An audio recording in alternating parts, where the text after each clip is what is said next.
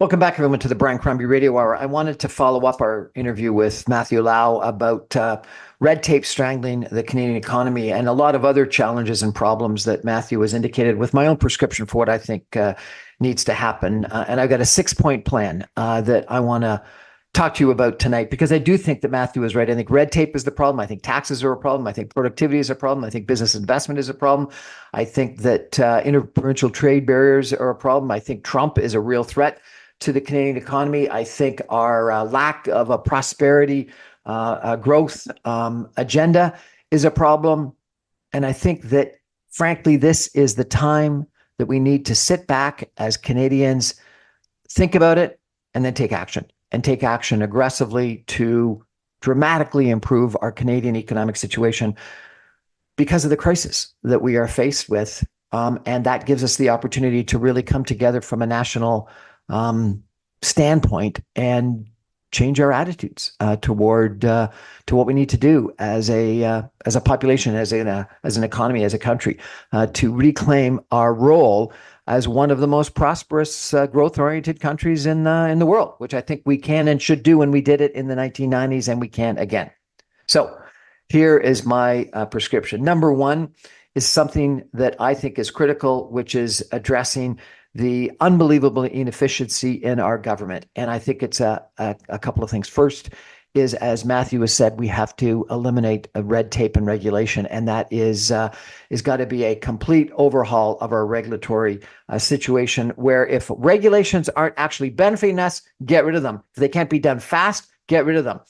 Things still need to be studied, but if things are bad, we should be able to provide a quick no, rather than taking forever to analyze something. And we need to have a very rigorous review of our regulatory burden. It should not take 2 to 3 times as long to consider and approve a housing development or a mine or a pipeline as it does to actually build the infrastructure. So we need to get rid of the red tape and regulatory burden. We need to get rid of high taxes. I do think anything above 50% is, you should not be working more for the government than yourself. And so I think getting rid of high marginal tax rates is key. Getting rid of and reducing the middle class tax burden is key. I think that the marginal rates on people that are exiting poverty and starting to working is over 100%, and that should be reduced. So the whole tax system needs to be simplified and reduced. And we can only do that if spending is reduced. And so we need to aggressively attack spending. The only part of the economy that's been growing from an employment standpoint over the course of the last couple of years has been the federal government, the provincial governments, and that needs to change. And we need to bring that spending down. And if we reduce red tape and we reduce taxes and we reduce spending, what that should do is that should decrease debt, and our debt to debt GDP should not grow. I don't think it's in a terrible situation right now, but it should certainly not grow, and that will keep interest rates low, and that will allow business investment and other investment to take place. So complete restructuring, just like the 1990s, of the federal government, the provincial governments, and I think that needs to takes place right away. Number two, affordability is a huge issue. If we can't afford to buy homes, to travel, to buy groceries, to live in existence, what's going on? We got to change that. And I think that housing affordability is the number one issue that we've got. And that means, number one, the same thing. We've got to, provincial governments and municipal governments have to dramatically reduce regulatory burden and NIMBYism, the fees, the development fees that are strangling and making unaffordable new investment. I think that our governments, provincial and federal and municipal, have got tons of land that they should be contributing to public-private partnerships to be making available to allow social housing and more supply. And I think we've got to have as an objective a dramatic increase in the supply of housing. We talk about affordability. We blame a whole bunch of different people. In the end, it is we've restricted supply, and we've got to increase supply. We've got demand out there. We need to decrease supply. Will that impact housing levels of prices and potentially the net worth of people? Yes, that's a risk we have to take. But if you are selling an overpriced house and buying an overpriced house, then the net worth value that you've got is a paper profit, because you're going to be spending it on something new. If you take a 20% or a 30% reduction but you're buying something else at 20 or 30% cheaper, then you haven't lost money. In reality, it's a paper loss. And so I think increasing supply to make housing more affordable is key. And that's regulatory burden, that's red tape, that's NIMBYism, that's development fees, that's quicking approval, that's contributing land, etc. I think number 3 is these interprovincial trade barriers.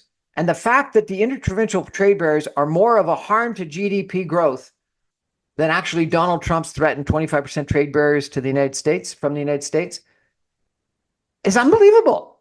And you know, I think I'm a reasonably smart person. I think I'm a reasonably well-read person. The fact that I didn't know that a couple of years ago, and now I've found that out just because we've been threatened by the United States, and we start to look at the cost of interprovincial trade barriers.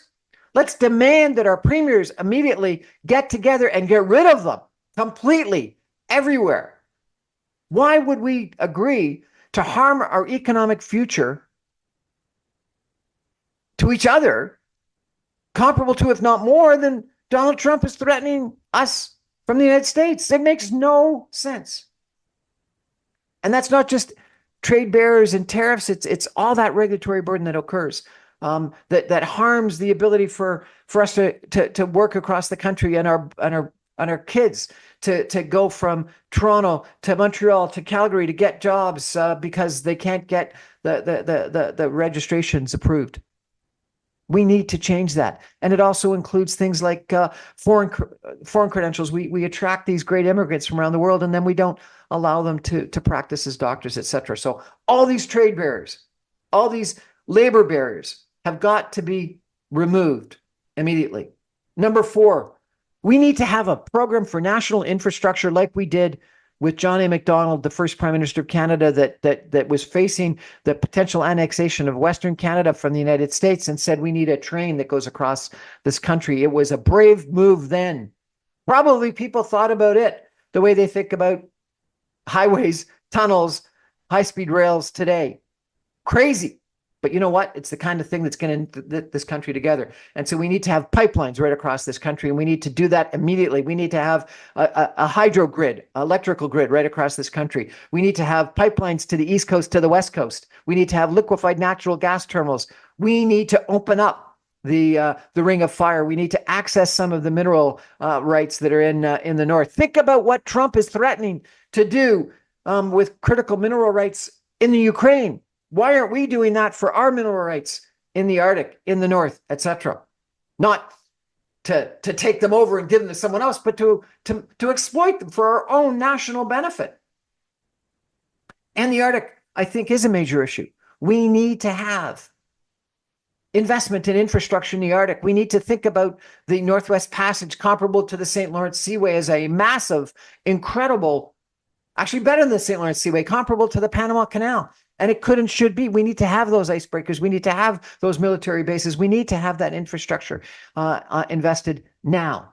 So, national infrastructure program. Number 5, I think we need to think about social infrastructure at the same time. And people too often have said, you know what, it costs less to put someone in a house than it does to finance them on the street and have them go to hospitals on a regular basis, and the emergency rooms, and then to police stations, and to food banks, and this thing and that thing and this thing. We need to be thinking about some of the social infrastructure that makes a lot of sense to invest, because it's actually better for the people and cheaper for all of us than the haphazard way that we potentially deal with people today. We do have a crisis in housing. We do have a crisis in food. And I think some of the social investments that we should be making can deal with some of those social issues better than in the haphazard way that we've been dealing with it in the past. And then the last thing I'm going to say, which may be very controversial, but I agree with Matthew Lau completely. A carbon tax is a better way to incentivize all of us and all companies to make decisions to improve our environmental sustainability than all the red tape and regulations that we've got. But it doesn't make sense to have both. And so I would not axe the tax. I would axe the red tape and regulations. Get rid of it all and put in place one well-priced, comprehensive carbon tax. and allow every single individual and every single company to decide the best way that they want to deal with carbon, with pollution. And the idea of a carbon tax is, you know what? If some people want to not reduce their carbon footprint and want to drive a big pickup truck, gas guzzling, 20 years old, they have the right to do so. It's a free world, but they got to pay for it through a carbon tax and whatever the equivalent of that would be from an industrial standpoint.